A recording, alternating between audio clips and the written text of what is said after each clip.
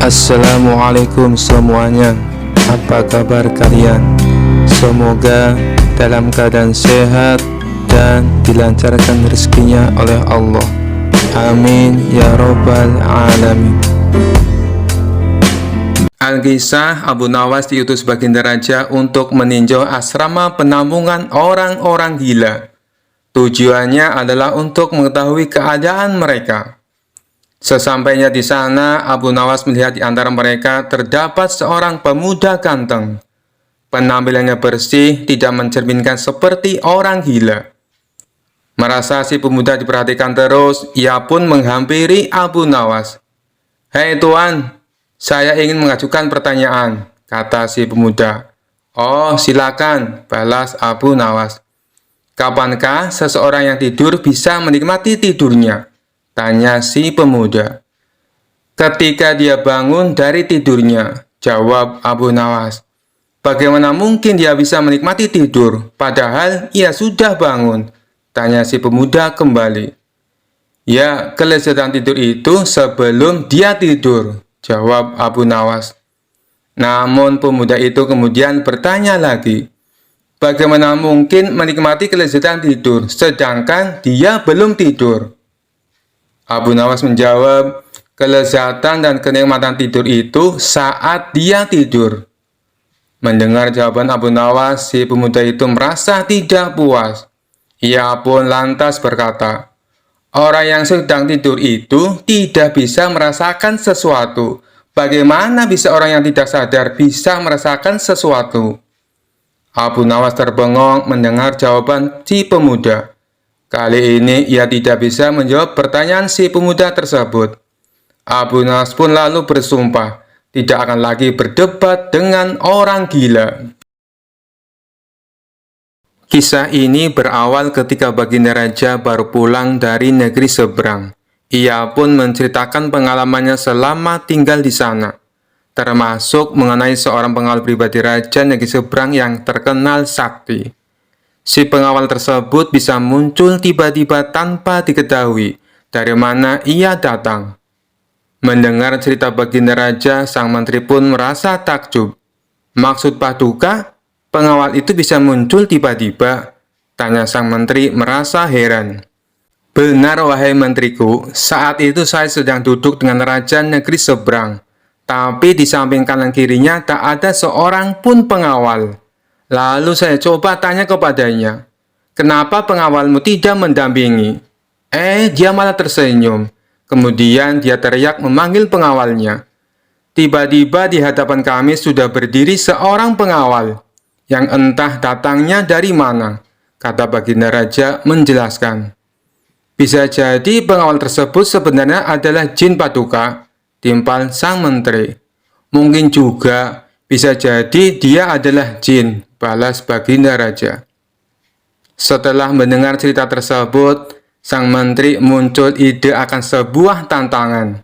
Kemudian ia mengungkapkan idenya tersebut kepada baginda raja. "Paduka yang mulia, bukankah selama ini tantangan Paduka selalu berhasil dikalahkan Abu Nawas? Bagaimana kalau Abu Nawas ditantang seperti pengawal sakti itu?" kata sang menteri mengusulkan. "Tantangan? Tantangan apa? Aku belum paham dengan maksudmu," tanya baginda raja bingung. "Begini Paduka, Abu Nawas kita tantang hadir di depan Paduka. Tapi tidak boleh dengan jalan kaki, tidak boleh berkendaraan, dan tidak boleh kelihatan. Dia harus datang tiba-tiba seperti pengawal itu," kata sang menteri menjelaskan. "Bagus sekali ide kamu, saya setuju. Kali ini Abu Nawas pasti akan kalah," balas baginda raja kegirangan. Tanpa membuang-buang waktu, baginda raja langsung memerintahkan beberapa pengawal untuk memanggil Abu Nawas. Singkat cerita, datanglah Abu Nawas menghadap baginda raja. "Wahai Abu Nawas, apakah kamu masih berani menerima tantanganku?" tanya baginda raja. "Tentu saja saya berani Paduka. Tapi saya perlu tahu apa impiannya kalau saya berhasil," kata Abu Nawas balik bertanya. "Karena tantangan ini sangat sulit dan mustahil, hadiahnya akan aku tambah menjadi 1000 dinar. Tapi bila kamu gagal, sebagai hukumannya, kamu harus memandikan kuda-kuda istana selama sebulan. Dan semua hadiah yang selama ini aku berikan harus kamu kembalikan. Karena hadiah tersebut akan aku serahkan kepada menteriku. Sebab dialah yang punya ide tantangan ini. Apa kamu bersedia? Tanya Baginda Raja kembali. Mendengar hadiah yang begitu besar, spontan Abu Nawas langsung tergiur. Baik Paduka yang mulia, saya sangat bersedia, sahut Abu Nawas dengan muka berseri-seri. Kemudian Baginda Raja memberitahu tantangan yang akan ia berikan. Besok kamu harus ada di sini persis seperti sekarang ini, berdiri tepat di hadapanku. Tapi ada syaratnya, kamu ke sini tidak boleh berjalan kaki, tidak boleh naik kendaraan, dan tidak boleh terlihat oleh siapapun. Pokoknya tahu-tahu kamu sudah ada di sini, jelas Baginda Raja. Seketika jantung Abu Nawas langsung berdebar kencang mendengar tantangan tersebut. Ini tantangan yang mustahil. Mana mungkin aku bisa melakukannya, pikir Abu Nawas. Di tengah kebingungan Abu Nawas, Baginda Raja kembali berkata, kalau kamu membatalkan tantangan ini, itu saja kamu mengaku kalah. Dan itu berarti kamu harus menjalani hukuman dan menyerahkan semua hadiahmu kepada menteriku. Sementara sang menteri merasa puas dengan ide tantangan yang dimilikinya. Mampus kau Abu Nawas, kau akan menderita selama sebulan, ucap sang menteri dalam hati. Nasi sudah menjadi bubur, Abu Nawas tak mungkin membatalkan tantangan tersebut. Ia pun lalu mohon diri kepada Baginda Raja untuk pamit pulang ke rumahnya. Setibanya di rumah, Abu Nawas duduk di teras rumah sambil memutar otaknya. Ia terus memikirkan cara agar terlepas dari hukuman. Namun sampai waktu menjelang sore, ia tak juga menemukan solusinya. Hampir saja Abu Nawas dibuat stres karena akan cerdiknya menemukan jalan buntu. Saat ia tengah termenung, salah seorang tetangganya lewat di depan rumah Abu Nawas dengan memanggul karung yang besar. Iseng-iseng Abu Nawas bertanya kepadanya, "Wahai kawan, apa yang kau bawa itu?" Tetangganya menjawab, "Kambing Abu Nawas." "Kambing? Kenapa tidak dituntun saja? Itu akan meringankan pekerjaanmu," kata Abu Nawas menyarankan. "Saya sengaja Abu Nawas, biar orang-orang tidak tahu," balas tetangganya. Dari situlah akhirnya Abu Nawas menemukan solusi atas tantangan Baginda Raja. Kemudian Abu Nawas pergi menemui menteri yang punya ide tantangan tersebut. "Tuan Menteri, sepertinya besok saya akan dihukum. Tapi bolehkah saya minta tolong?" pinta Abu Nawas. "Minta tolong apa?" tanya sang menteri. "Besok ambillah karung yang ada di rumahku dan bawalah ke hadapan Baginda Raja," ucap Abu Nawas. "Apa isi karung itu?" tanya sang menteri kembali. "Isinya semua hadiah dari Baginda Raja. Selama ini aku kumpulkan di dalam karung tersebut. Bukankah nantinya juga akan jadi milikmu?" ujar Abu Nawas.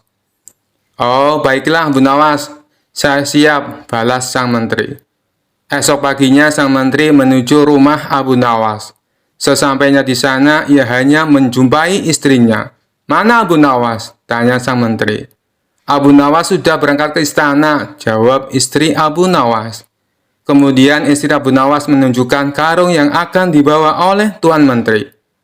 Dengan hati gembira, sang menteri memanggulkan tersebut sampai ke istana. Meskipun terik matahari sangat panas tak membuat sang menteri merasa letih, karena rasa letihnya terobati dengan hadiah yang akan ia dapatkan. Setelah sang menteri tiba di istana, ia pun segera menghadap Baginda Raja. "Apa yang kau bawa itu? Dan mana Abu Nawas?" tanya Baginda Raja. "Bukannya Abu Nawas sudah ke sini?" kata istrinya. "Ia sudah berangkat dari pagi Paduka. Dan karung ini adalah semua hadiah yang Abu Nawas kumpulkan," jawab sang menteri. "Mana? Sampai saat ini Abu Nawas belum kelihatan." "Ya, sudahlah, kita tunggu saja. Sekarang buka ikatan tali karung itu. Aku ingin melihat isinya." Sang menteri pun langsung membuka ikatan tali karung tersebut. Ketika karung itu terbuka, tiba-tiba muncul Abu Nawas dari dalam karung. Hamba sudah di sini, Paduka, seperti yang Paduka inginkan. Tidak berjalan kaki, tidak berkendaraan, dan tidak diketahui oleh siapapun, ucap Abu Nawas. Sontak Baginda Raja dan sang menteri terkejut dibuatnya.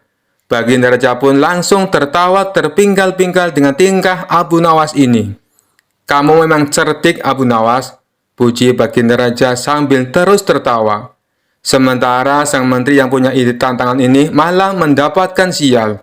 Ia bukan hanya gagal mendapatkan hadiah, tapi tanpa ia sadari, ia malah membantu Abu Nawas dalam menjalankan tantangannya. Sekian dulu perjumpaan kita kali ini. Sampai bertemu lagi di kisah-kisah selanjutnya. Terima kasih yang sudah subscribe dan setia menonton channel ini. Wassalamualaikum warahmatullahi wabarakatuh.